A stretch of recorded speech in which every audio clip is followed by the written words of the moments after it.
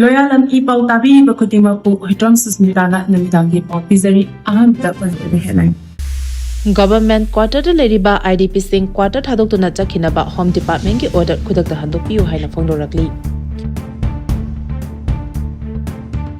Lupa crore amaga lakun mathoi henbagi yamlaba yungau amasung yungangi potlam sing thugaiduna manghankhrai.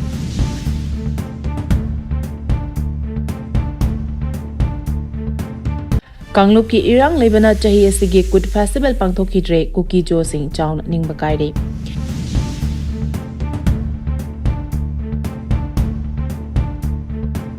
Pau Handok Pijari. Government Quater de Leiriba IDP sing Quater Thadoknaba Jakhinaba Home Department ki order Kudakta Handok piu haina phongdorakli.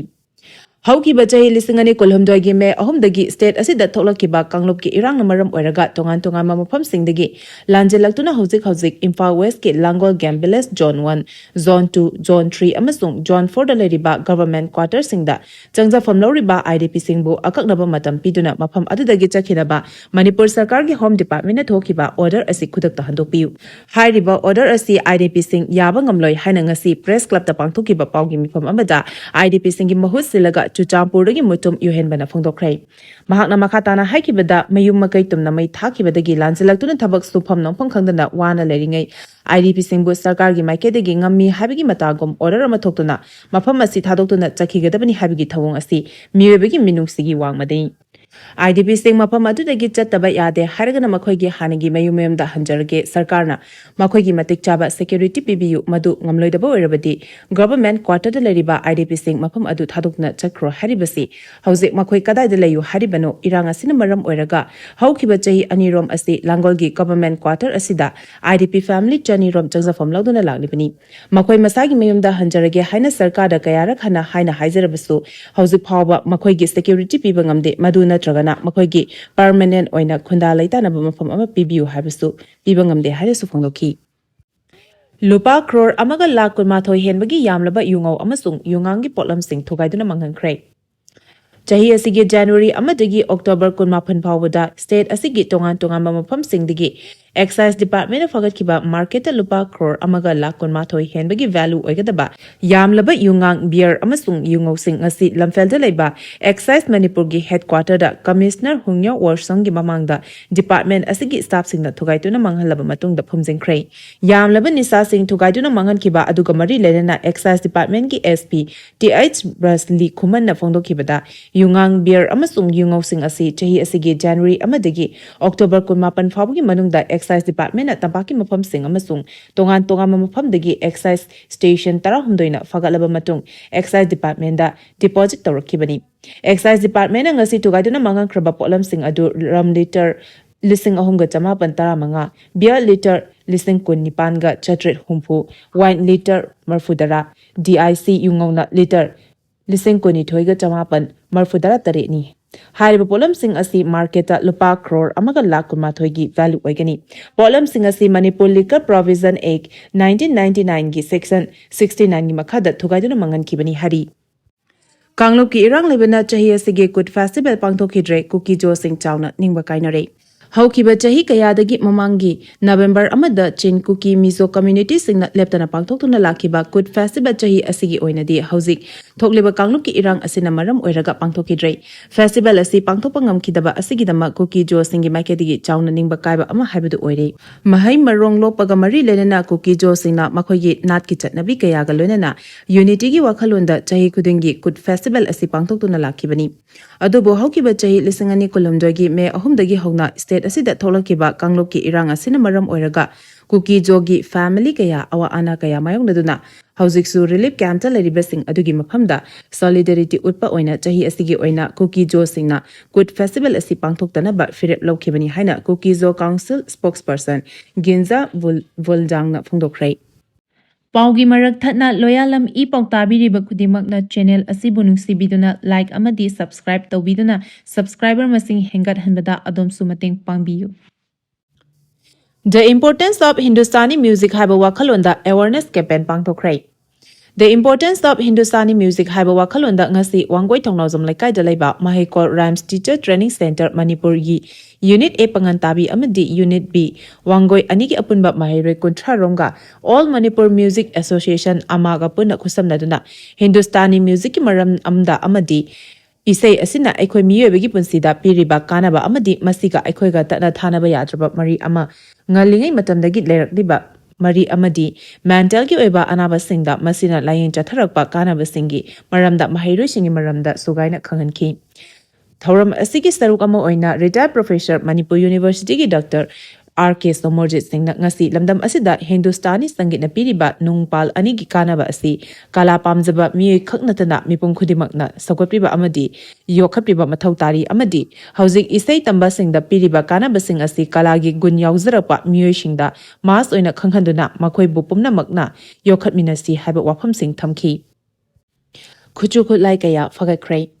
Kangpokpi District ki Sapramaina Police Station na konba Luang Sanggol amasung Faileng khul anigi marakta ngarang security force ki personnel singna khuchokolai kaya fagat pangamkhre hari hiramasigi matangda police ki pau amana hai farabu khulai singa duty local med ball action single barrel gun manga bafang wireless set ani camp su spear hum military val ani amadi jacket amasu combat dress ni haina pau asina makhatari Mathang tha Mars kuntra mathoi phawbada Maoist ki ihau loshilagani haina Amit Shah na phongdorakli. Mathang chahi ki Mars kuntra mathoi phawbada Maoist singi ihau mapung phana laksin bangam lagani haina Union Home Minister Amit Shah na phongdokre. Ing kumja lisingani tara humjoida Maoist ki ihau kanba district chamaga kuntaruk lerambadagi haukibra April thada subnatangi district tara nipan khaktada hanthabangam lei. Mafamayambada Maoist ki ihau mapung phana laksin bangam lei. Hauzik Maoist ki ihau kali haina lengana loriba district singdi Satisgarh gi Bizapur Sokma amasung Narayanpur ni adumoinamak mathang chahi gi Mars kuntra matoi phawada lebak asidagi Maoist singi ihau mapung phana laksilagani haina Union Home Minister na NDTV da piba interview amada phongdokhi Kukizo separate administration Chuchampur khakta da oigadabani haiba wafam wathok hena chawthok hanabani haina KLAL na phongdorakli NSDN IM gi deputy Handok ki Lancer Lieutenant General VS Atemna Handok phongdokhiba wafam social media ki tongan platform singda viral oirakle mahaki wafam aduda Kuki miyam gi separate administration gi demand Chuchampur khakta da oigadabani haiba wafam adu Kuki singi puwari ga sagona rakpa territorial gi wafam nathaiduna thamba amani wafam aduna hojik leiriba Manipur gi wathok asi hena chawthok hanaba maram oire haina Kuki Liberation Army Latkolin KLAL gi Information and Publicity Secretary Zalaimang Kuki na thadorokpa cherolamana phongdorakli cheroladuna makhatana hai Kuki miyam na maromdom lepchana bagi damakta taliba separate administration gi wafam asi lana uhana bahonare Kuki singi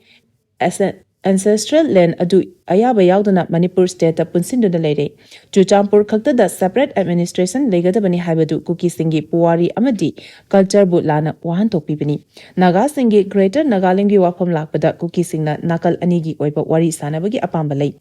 haina sufongdokhi Lisingani kulhumdagi me ahumdagi ngasi pawba tholiba thodok sing anoba Manipur ama poklamdagi maru hunbani lawi haina mayol na phongdorakli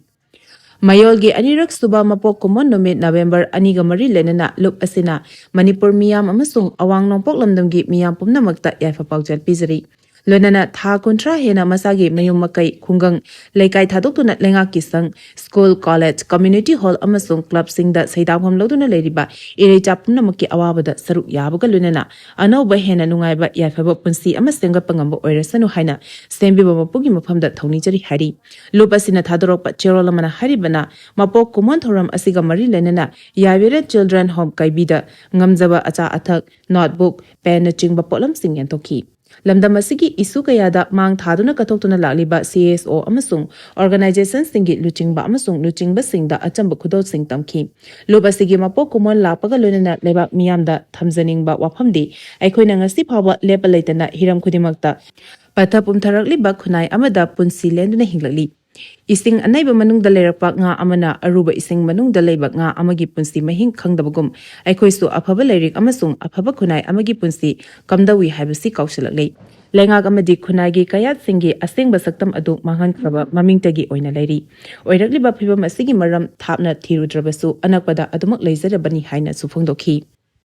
ꯄꯥꯎꯒꯤ ꯃꯔꯛ ꯊꯠꯅ ꯂꯣꯌꯥꯂꯝ E-PAO ꯇꯥꯕꯤꯔꯤꯕ ꯈꯨꯗꯤꯡꯃꯛꯅ channel ꯑꯁꯤꯕꯨ ꯅꯨꯡꯁꯤꯕꯤꯗꯨꯅ like ꯑꯃꯗꯤ subscribe ꯇꯧꯕꯤꯗꯨꯅ subscriber ꯃꯁꯤꯡ ꯍꯦꯟꯒꯠꯍꯟꯕꯗ ꯑꯗꯣꯝꯁꯨ ꯃꯇꯦꯡ ꯄꯥꯡꯕꯤꯌꯨ꯫ ꯑꯔꯣꯏꯕꯗ ꯃꯔꯨꯑꯣꯏꯕ ꯄꯥꯎ ꯑꯃꯨꯛꯀ ꯍꯟꯅ ꯄꯤꯖꯔꯤ꯫ ꯒꯚꯔꯟꯃꯦꯟꯠ ꯀ꯭ꯋꯥꯇꯔꯗ ꯂꯩꯔꯤꯕ IDPꯁꯤꯡ ꯀ꯭ꯋꯥꯇꯔ ꯊꯥꯗꯣꯛꯇꯨꯅ ꯆꯠꯈꯤꯅꯕ ꯍꯣꯝ ꯗꯤꯄꯥꯔꯠꯃꯦꯟꯠꯀꯤ ꯑꯣꯔꯗꯔ ꯈꯨꯗꯛꯇ ꯍꯟꯗꯣꯛꯄꯤꯌꯨ ꯍꯥꯏꯅ ꯐꯣꯡꯗꯣꯔꯛꯂꯤ꯫ ꯂꯨꯄꯥ ꯀ꯭ꯔꯣꯔ ꯑꯃꯒ ꯂꯥꯈ 12 ꯍꯦꯟꯕꯒꯤ ꯌꯥꯝꯂꯕ ꯌꯨꯉꯧ ꯑꯃꯁꯨꯡ ꯌꯨꯉꯥꯡꯒꯤ ꯄꯣꯠꯂꯝꯁꯤꯡ ꯊꯨꯒꯥꯏꯗꯨꯅ ꯃꯥꯡꯍꯟꯈ꯭ꯔꯦ꯫ ꯀꯥꯡꯂꯨꯞꯀꯤ ꯏꯔꯥꯡ ꯂꯩꯕꯅ ꯆꯍꯤ ꯑꯁꯤꯒꯤ ꯀꯨꯠ ꯐꯦꯁꯇꯤꯚꯦꯜ ꯄꯥꯡꯊꯣꯛꯈꯤꯗ꯭ꯔꯦ ꯀꯨꯀꯤꯖꯣꯁꯤꯡ ꯆꯥꯎꯅ ꯅꯤꯡꯕ ꯀꯥꯏꯔꯦ꯫ ꯃꯇꯥꯡ ꯑꯁꯤꯗ ꯂꯣꯌꯥꯂꯝ E-PAOꯅ ꯅꯨꯃꯤꯗꯥꯡꯒꯤ ꯄꯥꯎ ꯄꯤꯕ ꯂꯣꯏꯖꯔꯦ꯫ ꯇꯥꯕꯤꯔꯤꯕ ꯈꯨꯗꯤꯡꯃꯛꯄꯨ ꯑꯃꯨꯛꯀ ꯍꯟꯅ ꯈꯨꯔꯨꯝꯖꯔꯤ꯫